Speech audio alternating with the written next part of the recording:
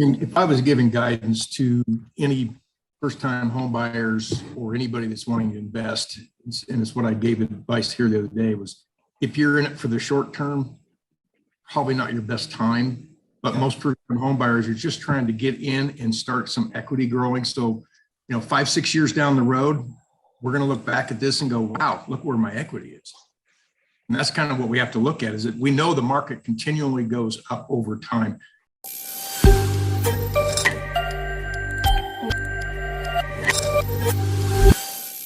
Well, it's 9:45, so thanks for being prompt and on the call.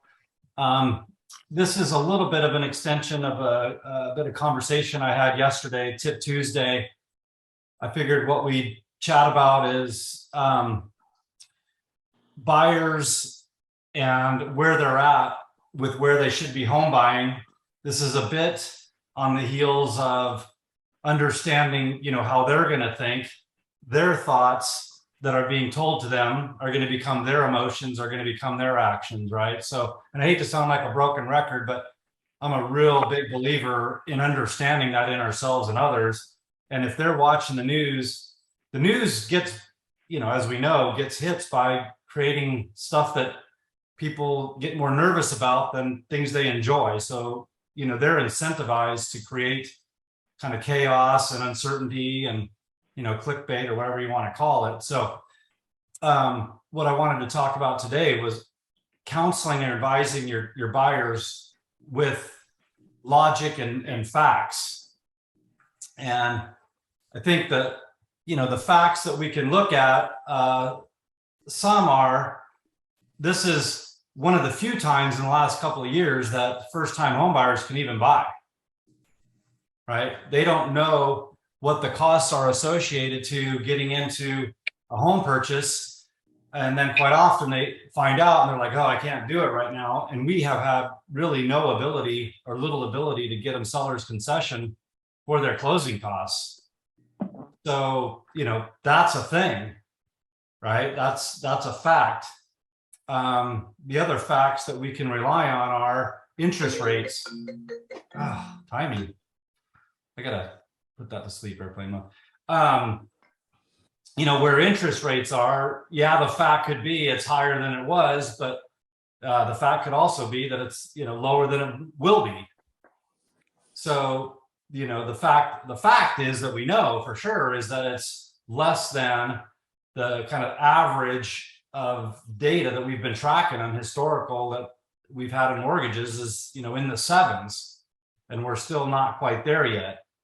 So I guess what I'm saying is, if you're out there talking with buyers, if you're reaching out to buyers, prompt the question, hey, could now possibly be a great time to buy? And begin that conversation. I think a good example is, when I went through, and many others went through the 08-09 mortgage meltdown, the only people that were super frustrated and lost out were the people that sold their home. Right. So if you bought in 05, 06, 07, and you lost it or sold it or gave it away or whatever, you lost out. But the people that held it for the next decade or more, doubled, more than doubled their home value. So, they had gotten their foot in the market, and they were bummed for a while, but it rebounded. And that's a fact. We know that real estate rebounds, right? So, what I would advise your clients are, let's look at the facts and where you are. If pretty much, not for a fact and not in total uncertainty, but for the most part, you can do whatever it takes to hold on to this home, no matter what it takes. There's a high degree of unlikelihood that we will ever drop 20 or 30% like we did after the Great Recession or during the Great Recession. But even if it drops 5, 10, 15% or whatever, it will come back. You just have to change your strategy of how long you hold on to the home for. Maybe it was, I want to buy it and hold it for 5 and get something bigger. Now you buy it and hold it and buy something bigger at 10 or 15. It will happen. So I guess what I'm saying is, be aware of what they're hearing out there. be aware of what the emotions they're inclined to have around that, because we know that they're going to typically move in that direction. But if you can kind of break that thought and interject a question, like we talked about Monday, is be mindful, be critical, think about it. Let's chat. I would never advise helping a buyer buy a home if they're uncertain about getting it. If they're just getting in on the skin of their teeth and you're kind of uncertain about your job or whatever, but if you can get in, put some reserve together, very quickly, or have some, and then your income is upwardly mobile, generally speaking, or you can get a roommate or whatever it takes to power through that. I think that's healthy advice for our clients. Keith, you're actually looking. Yeah. I'm one of those people you just spoke of. What's your thoughts on everything we're talking about? You got to be in the middle of all that. Yeah, I mean, I agree with everything you just said. It's a little scary. I'm trying to counsel myself in that same fashion. Yeah. We made an offer last night, as you know. Oh, you did put it in. Okay. I knew you were putting it together. Yeah. Congrats. Yeah. I'd be excited to hear. So Keith, have you got a good agent? Yes, I am confident that I have sound counsel. Yeah, so talk us through that, kind of what I just described as it relates to your current offer. Well, I mean, pretty much you nailed everything you just said, or the thoughts through my head. I mean, we were out of the market, and then it became an opportunity. And so, I mean, what gave me pause is your comment about, I don't know how you said it, but are you, so at the top of our budget, the bottom of what's available, or acceptable to my wife, basically, and is at the top of our budget. And so we're trying to thread that needle and get into something. And all those questions going through our mind. Is now the right time? Everything you just mentioned I'm exactly in that position. So yeah, it's a little concerning because you don't know what's going to happen with the economy, but we move forward. So, there you go. We'll be excited for you, encouraging you, praying for you. The other knowns that popped into my head as you're talking, that you and I have actually talked about, and I hope you don't mind me sharing, is we know your lease is expiring.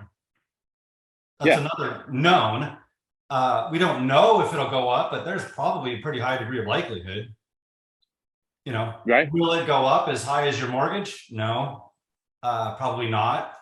But we also know that you're not going to write anything off paying rent. So right. I'm just saying, I think the best advice is providing our clients, listening to them, understanding where they're at, looking at the market, what it looks like. If they have any doubt whether they can afford it, if the bank's not financing you, you can't afford it. Like that was a thing in 08, 09. If they're lending you money now, they're pretty darn confident that you can make the payments. Yeah, I'm the one that's concerned about making the payments. Yeah, they say we actually qualify for more, but I mean, good night. I mean, the mortgage payment, it's over $2,000, and just the thought of that is a bit concerning. Yeah, I mean, it's a lot of money. Yep. No, it's all valid, but our job is to help people walk through that. Like, critical think, look at the situation, look at your personal situation. What's the worst case scenario? And, is it so bad? Can I recover from that? A little bit of personal insight. My daughter and her husband I helped them get into contract for a build job a month and a half ago. The market was already turning, and I knew it was kind of there. And we had all these same discussions. I know that their income is an upward trajectory. If they need to, find some way to supplement, whether it's through a roommate or whatever, like they'll be fine. And I know in 10, 15, 20 years, that home's going to be worth way more. than what it is today. Yeah. If I was giving guidance to any first-time home buyers or anybody that's wanting to invest, and it's what I gave advice here the other day, was if you're in it for the short term, probably not your best time. But most first-time home buyers are just trying to get in and start some equity growing. So, 5-6 years down the road, we're going to look back at this and go, wow, look where my equity is. And that's kind of what we have to look at, is that we know the market continually goes up over time. These downs, and I mean, when it was going up, we said there's no way it can continue to go up. Now that it's trying to trend down, we have to say the same thing. It's not going to continue to trend down. It's going to hit a bottom. It's going to come back up. Where that is, probably not anytime real soon in the next few months, but it's coming back up. Yeah. So, that's what we can be confident on, is that we've got a 75, 80 years of noted history of real estate market that we can look at on charts and say it goes up all the time. Just takes a while. Yeah.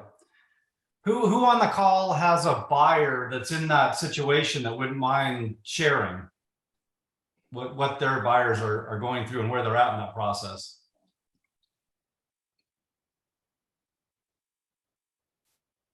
Nobody wants to share, or nobody's got a buyer? I got buyers all over the board. Okay. Where they're at. So do you have any that you feel comfortable sharing with, that they're going through these kind of mental gymnastics of what they hear and what they fear and what's true, and how you're counseling them? yeah, the biggest thing is, like everybody else, is you have to deal with that interest rate. And a lot of them do not, they're worried about getting into something. Well, having that good relationship with your lenders, they can help you as well to help your buyers ease that. They can come and give them, right now, people are afraid to do these ARMs. I actually just did a 7 and 6 ARM for a buyer. So that means it's locked, at a lower interest rate for 7 years. And once that 7 years is up, and you can basically refinance anytime during there. Once that 7 years is up, though, every 6 months it will adjust. So, they were able to get quite a bit lower interest rate by doing the ARM. And then knowing in that 7 years that they can refinance, which we see it time and time again. Within 7 years, that interest rate is going to come down below where they fixed it, where they're at with that ARM, where they started. Yeah. So that took me and the lender to kind of say, hey, this is probably the better route for you. It was more than 1.25% from where it currently was. Yeah. I think we got them locked in at 4.85, and rates were at right above 6.25.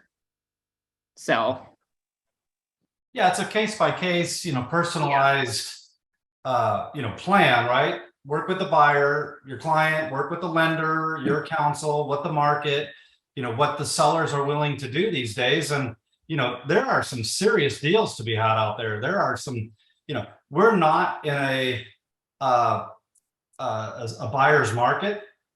We're barely shifting from a seller's to a buyer's, and who knows when we'll be in that more healthy kind of buyer seller market. But right now it's behaving like a buyer market, and it's behaving like that because the sellers are uncertain, and a lot of them made commitments and or plans, serious plans, before the market started to correct. So now they're having to price adjust to move forward with those commitments and those plans. So to tell your buyer, hey, what if we could knock down, or have the seller knock down your interest rate by a point or so, that could really change the landscape of what they're buying. So anyway, I just wanted to encourage everybody to, stick to the facts, help put together a personalized plan, for your buyers, help them keep perspective about where we're at, and what the worst case scenarios could be. And that now actually in some good circumstances, it's a good opportunity to buy. So yeah, we're sharing hope with them, right? That's really what they're missing, is hope. Yeah. Right now, I've got land. I got guys that want land, but they've just stopped. They're just sitting still, and it's like haven't found the right conversation to help them find a little bit of hope. Yeah. Well, guess what? Tell them this, Charlie. Land doesn't go down hardly ever. It's becoming more and more scarce. It's hard to find. other bigger entities are coming out and buying it up. So I had a big worry about that with a buyer of mine. It's like, so if I buy land on sit in it for a couple of years, am I going to lose money on that? No, you're not. It's actually going to appreciate because land is so scarce. Good. Yeah. That's a good comment. Appreciate They're it. not making more of it. No, they're not. So, well, there you go, Charlie. You summed it all up. Go out and share some hope and have a blessed day. Thanks so much, Jared. See you later. Absolutely. See you guys. Or Thank you.